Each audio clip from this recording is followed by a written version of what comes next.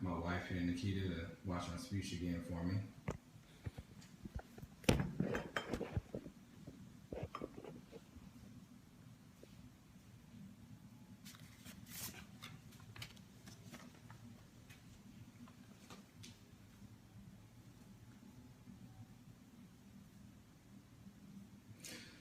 And so many people across the world have dealt with a lot of drug abuse, but a lot of people try to wonder where exactly that comes from, and it mainly comes from drug trafficking. With drug trafficking, a lot of people wonder why that actually matters to them or why they should worry about it. Well, that's exactly what I'm going to talk to you about today. I'm going to talk to you about how drug trafficking affects neighborhoods and exactly what it is, ways that you can prevent drugs from entering your neighborhood, and if you do end up encountering someone that is on drugs, what you're able to do to help them to be able to get the help that they need and to be able to recover.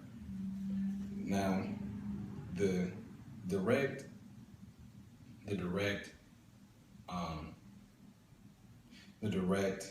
definition of drug trafficking from wisegeeks.com is the production, distribution, and sale of illegal drugs.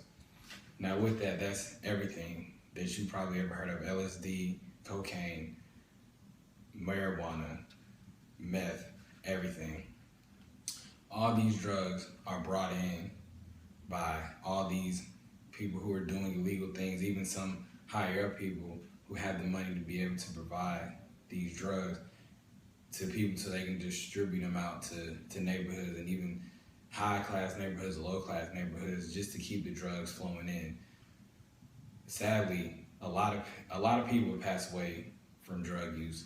Matter of fact, on a yearly basis, 570,000 people die just from drug overdose or some type of drug abuse.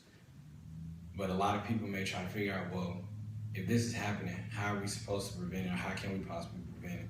Well, there's a lot of small things that we are able to do in order to keep our neighborhoods safe.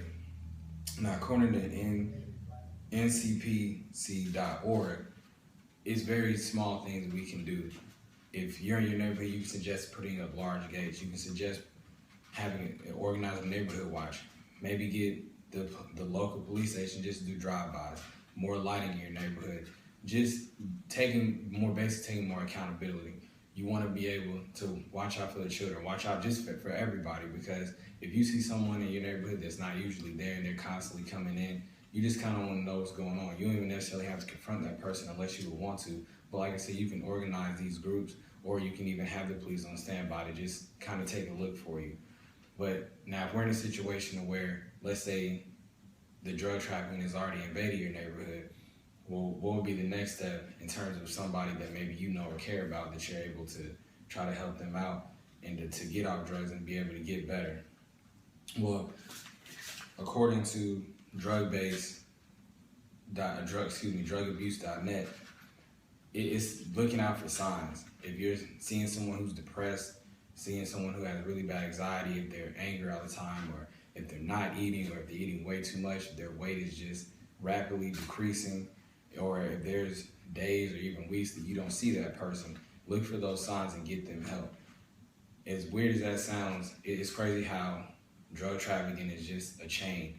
It starts with these markets bringing in all these drugs into any neighborhoods across the world, and then they just go ahead and it just trickles down from there. It affects everybody.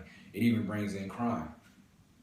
With that, murder rates go up, or assaults, any kind of crime go up, any kinds of crime activity goes up in a neighborhood.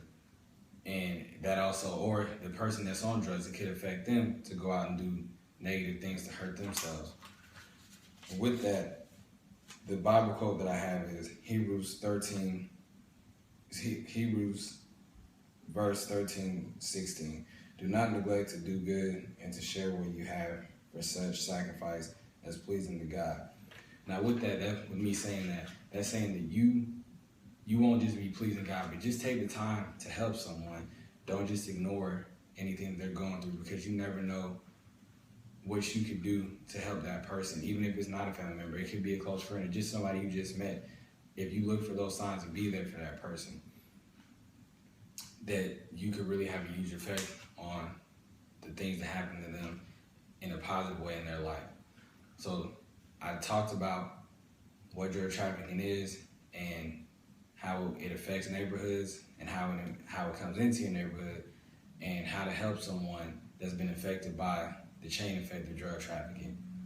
Hopefully, over time, as a collective whole, people come together, and if you can just save one life at a time, who knows what we can accomplish.